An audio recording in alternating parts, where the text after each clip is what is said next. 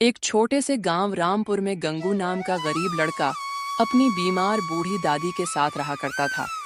गंगू दिन भर खेतों में मजदूरी करता और किसी तरह अपनी दादी का गुजारा चलाता। एक दिन गंगू जंगल से सूखी लकड़ियां लेकर लौट रहा था।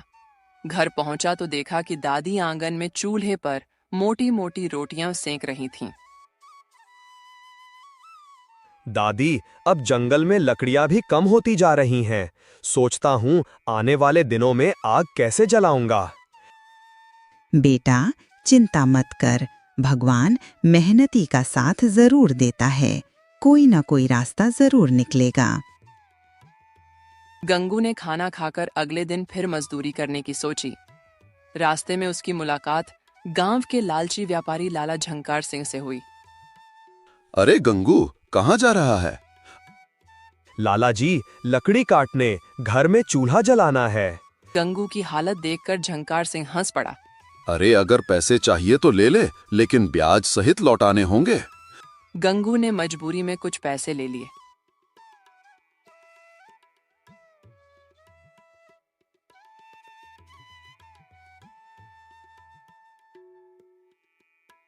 घर पहुंचकर दादी को सारी बात बताई।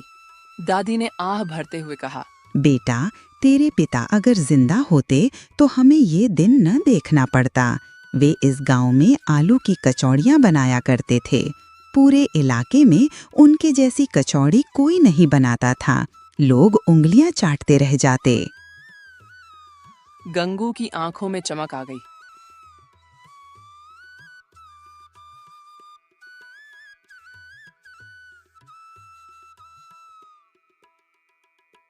अगले दिन गंगू ने दादी के साथ बैठकर आलू की कचौड़ियां बनाई और बाजार में बेचने निकल पड़ा।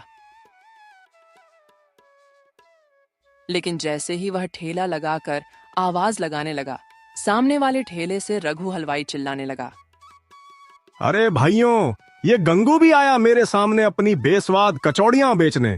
सुन लो गांव वालों, असली मजेदार कचौड़ियां तो बस मेरी दुकान पर मिलेंगी। गांव वाले हंसते हुए रघु के पास चले गए। गंगू के पास कोई न आया। बेचारा मायूस होकर घर लौट आया। अब तो मेरे रात को गंगू सोच ही रहा था कि पैसे कैसे लौटाए। सुबह झंकार सिंह अपने नौकरों के साथ उसके घर आ धमका। गंगू, पैसे तैयार हैं या नहीं? गंगू हाथ जोड़कर बोला, लाला जी, अभी तक तो मेरी कचौड़ियां किसी ने खरीदी नहीं। थोड़ा समय दे दीजिए। झंकार सिंह गुस्से में बोला, समय? मैं ब्याज समेत पैसे चाहता हूं। अगर नहीं दिए तो तुम्हारा घर छीन लूंगा।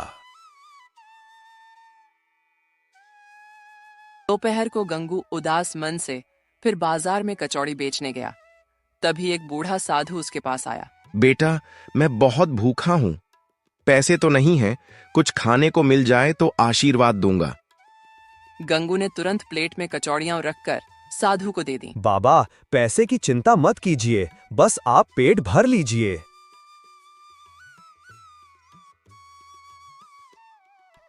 साधु ने कचौड़ियां खाकर प्रसन्न होकर कहा, वाह बेटा, तेरे कचौड़ी में अद्भुत स्वाद है। ये सब तेरी सच्चाई और नेक दिल होने का परिणाम है। मैं तुझे यह जादुई चूर्ण देता हूं। जब भी कचौड़ियां बनाना, इसमें थोड़ा सा मिला देना। तेरी कचौड़ी सबको स्वादिष्ट लगेगी। पर याद रख, यह चूर्ण लालचियों के हाथ में गया तो उल्टा असर करेगा।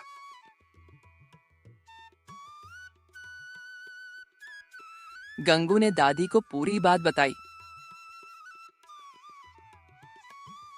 और अगले ही दिन जादुई चूर्ण मिलाकर कचौड़ियां बनाई।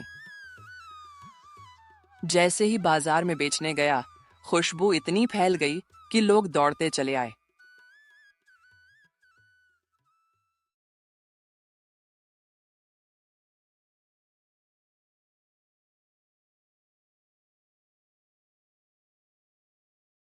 अरे गंगू भाई, 2 प्लेट इधर देना। मेरे लिए 10 कचौड़ी पैक कर देना।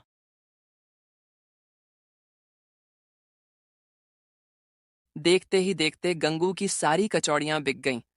उसके ठेले पर लंबी लाइन लगने लगी। अब उसका नाम पूरे गांव में फैल गया। अब तो मेरे यहाँ कोई नहीं आता। जरूर इस गंगू ने कोई चाल चली है। आज रात इसका राज खोलकर रहूंगा। हाँ हाँ।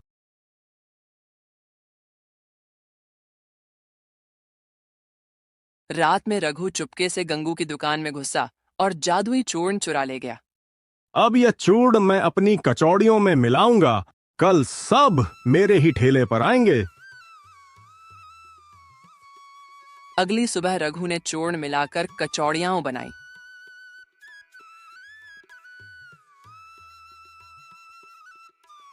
मगर जैसे ही लोगों ने खाई, सबके पेट दर्द से कराह उठे।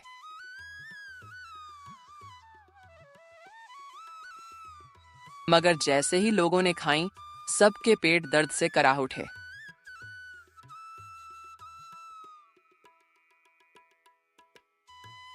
कुछ ही देर में उसका ठेला धू धू कर जल उठा। हाय रे, मैंने लालच में आकर गंगू का नुकसान करना चाहा, पर खुद ही बर्बाद हो गया। गंगू पास ही खड़ा सब देख रहा था। उसे साधु की बात याद आई।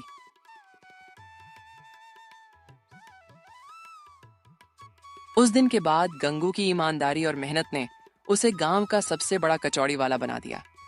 वह खूब कमाने लगा और अपनी दादी के साथ सुख शांति से जीवन बिताने लगा। इस कहानी की शिक्षा: मेहनत और ईमानदारी से किया गया काम ही टिकता है, जबकि लालच हमेशा विनाश का कारण बनता है।